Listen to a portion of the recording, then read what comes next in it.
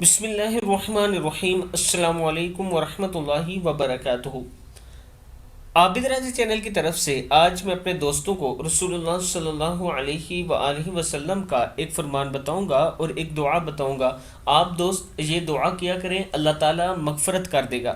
تو شروع کرتے ہیں۔ بسم اللہ الرحمن الرحیم۔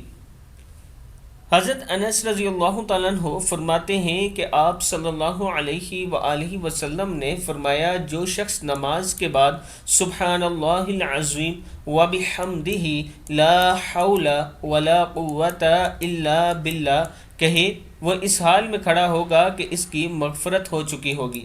سبحان اللہ العظیم وبحمدہ لا حول ولا قوت الا باللہ کہے، وہ اس حال میں کھڑا ہوگا کہ اس کی مغفرت ہو چکی ہوگی۔